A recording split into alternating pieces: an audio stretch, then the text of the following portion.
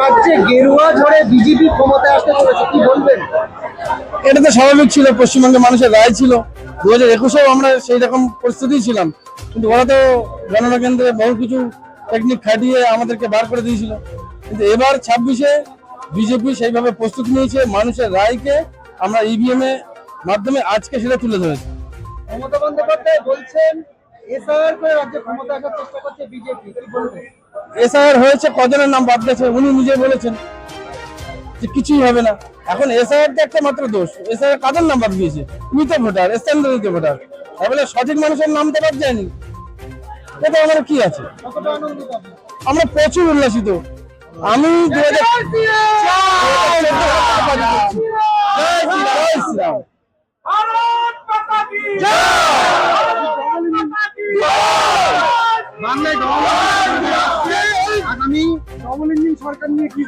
Double engine সরকার আগামী এই 2026-এ দাঁড়িয়ে বিজেপি সরকার গঠন করছে। ডবল ইঞ্জিন সরকার, আমরা 200+ পার করে দেবো, এটাই আমাদের মূল লক্ষ্য।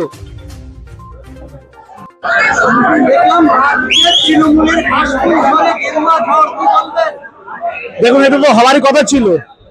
জনগণের মধ্যে যে রোষ, জনরোষ, তৃণমূলের যে দুর্নীতি, তৃণমূলের যে অত্যাচার, মানুষ মেনে নেবে না, মানুষ মেনে নিতে পারে না সভ্য সমাজ, তাই আজ বিজেপি মুখী। বিজেপির সেই জন্য এই ফলাফল।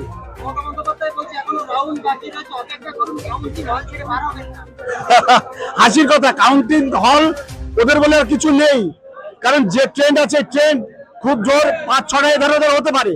যে ট্রেন্ড আছে ওরা 3 অঙ্কের সংখ্যা পেরোবে না, 2 অঙ্কের সংখ্যাতেই তৃণমূল সীমাবদ্ধ থাকবে। এটা আমাদের গ্যারান্টি, এটা মোদীজির গ্যারান্টি, এটা বিজেপির গ্যারান্টি। আমরা জিতছি এবং তৃণমূলকে 3 অঙ্কের সংখ্যা ছুতে দেবো না।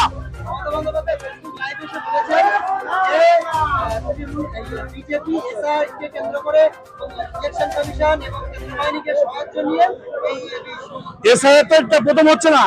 এসআইআর কি এবার প্রথম হচ্ছে? প্রথম মমতা ব্যানার্জিকে, এর আগে অনেকবার এসআইআর হয়েছে।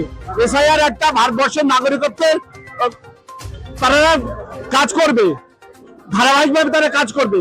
নির্দিষ্ট সময় অন্তর এসআইআর হবে, কারণ অনুপ্রবেশকারী তো ঢুকছে ভারতে, এটা তো অনস্বীকার্য। মমতা ব্যানার্জি নিজেই ঢুকিয়ে পশ্চিমবঙ্গে এতটা পরিস্থিতি খারাপ করেছেন, এতটা ভয়াবহ পরিবেশ তৈরি করেছেন, তাই এসআইআরটা কথা থাকতেন না। এসআইআরটা ধারাবাহিক প্রক্রিয়া, একটা নির্বাচন কমিশন করেই থাকে, এবারে হচ্ছে। মানুষের জনরোষ, তৃণমূলের অত্যাচার, তার প্রতিফলন। দেখুন, বিজেপি যা কথা দেয় কথা রাখে। বিজেপি শাসিত যে সকল রাজ্যগুলো আছে সে রাজ্যগুলো দেখুন যেভাবে উন্নয়নের শিখরে পৌঁছে যাচ্ছে, পশ্চিমবঙ্গ এবার সেই উন্নয়নের শিখরে পৌঁছবে। শিল্প হবে, কর্মসংস্থান হবে, মা বোনদের সম্মান থাকবে, রাস্তাঘাট হবে, উন্নত কৃষি, সমস্ত প্রযুক্তি উন্নত হবে, সর্বোপরি মানুষের কর্মক্ষেত্রে কর্মের সুযোগ পাবে। আমরা উচ্ছ্বাসিত, আমরা আনন্দিত, আমরা সত্যি আনন্দিত। দীর্ঘ দিন পরে আমাদের শ্যামাপ্রসাদ মুখোপাধ্যায়, যিনি কিনা ভারতবর্ষের বুকে এই পশ্চিমবঙ্গকে ভারতবর্ষের সঙ্গে যুক্ত করেছিলেন, পশ্চিমবঙ্গের সৃষ্টিকর্তা তিনি, পশ্চিমবঙ্গের সৃষ্টিকর্তা শ্যামাপ্রসাদ মুখার্জি এবং বিজেপির সৃষ্টিকর্তা। বিজেপি স্বাধীনতা গেলে বিজেপি পশ্চিমবঙ্গে এলো মানে শ্যামাপ্রসাদ মুখোপাধ্যায়ের শব্দ সফল হলো। এরা উচ্ছ্বাসিত।